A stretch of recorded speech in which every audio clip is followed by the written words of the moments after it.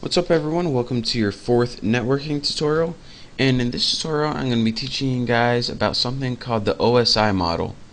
Now this is the OSI model, and if you're wondering what this is, it's pretty much a model to help standardize networking.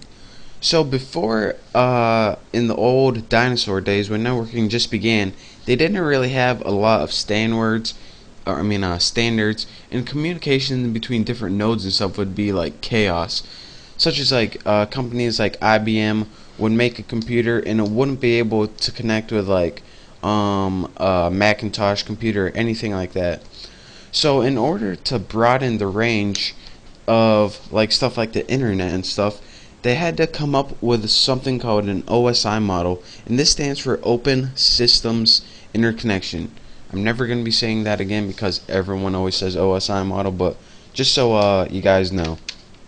So what this pretty much did was allow different companies, nodes and stuff, to talk with different other companies, their devices, and just broaden the range of communication for everyone.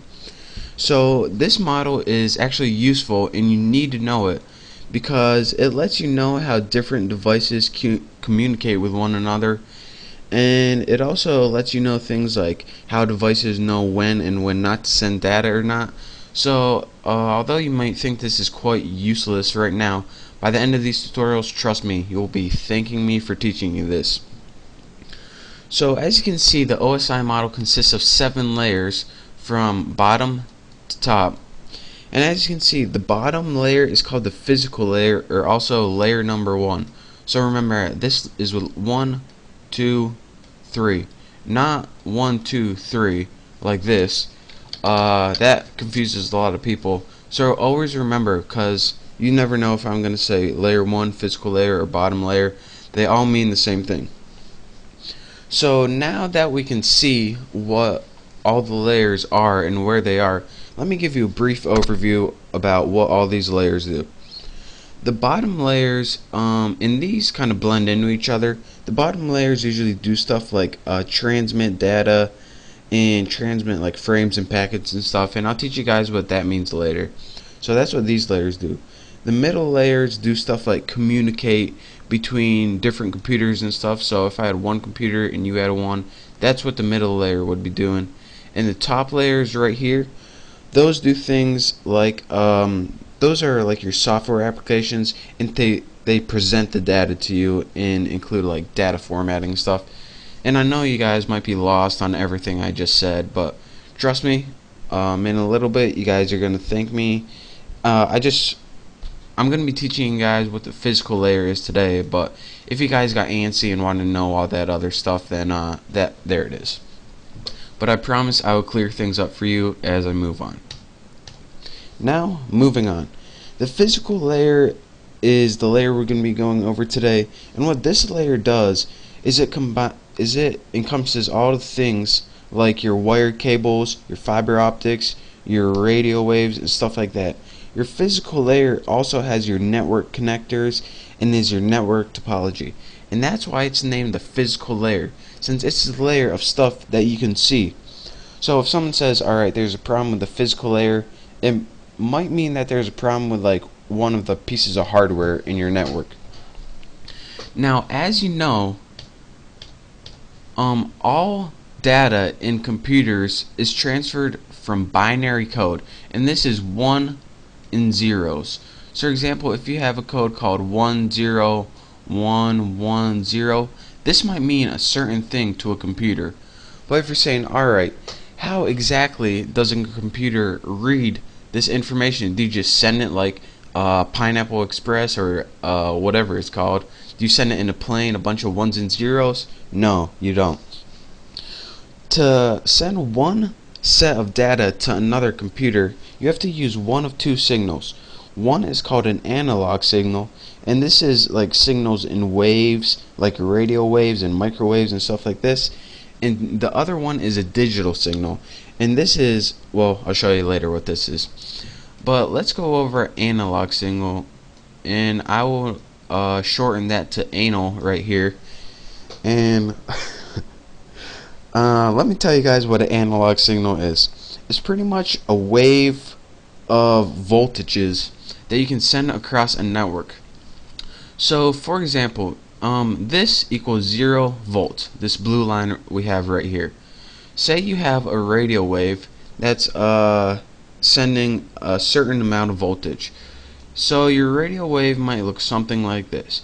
It might vary a little bit like this. One wave might be higher than the other, but their frequency is always the same. Anytime you have a positive volt right here, and of course these are supposed to be touching right there, I just really suck at drawing, then anytime you have a positive volt, your hardware on your network is going to read a 1. And anytime you have a negative volt, your hardware on your software is going to read a 0. Now this is built into your hardware, and as you can see, this is how analog signals can send 1s and 0s. So for example, if you have a wave just like this, this one's going to read 1 0 1 0 1 0. But again, your hardware you have can shut off the signal at certain times. So it's kind of like Morse code. You have 1 0 1 1 1 0, and this means something to your computer, and this is like the computer's language. So this is how you send 1s and 0s over a network. But recently, what the makers of networks and hardware and stuff decided to do is they saw that there was a better way of doing this than sending signals over the radio and stuff like that. So they decided to make something called a digital signal. And let me go ahead and view my grid. It might be a little easier. Show grid. There we go. That looks a little better. And they decided that we could do something called sending digital signals. Now what digital signal is a distinct level of voltage to generate 1s and 0s. And this is really common, especially with the LANs and local networks and stuff like that. So for example, instead of a wave, whoa, my grid is messing me up. Let's get rid of my grid. Show, how about not show grid there, Bessie? Actually, you know what? That grid is going to be perfect for this. Think again. Alright, so a digital signal, look at that. Look how cool that says digital. It even looks digital. This is so perfect. And I will name that digit for short. That use a distinct level of voltages, such as, say you have 5 volts right here. Oh my god, that is perfect. And 0 volts. And as you can see, a digital signal works a lot different. And again, this is 5 right here and this is 0. So instead of waves that vary, you can send distinct levels of voltage over a digital signal. And another thing you might have is like positive 5 and also negative 5 like this. And as you can see, this one's kind of messed up.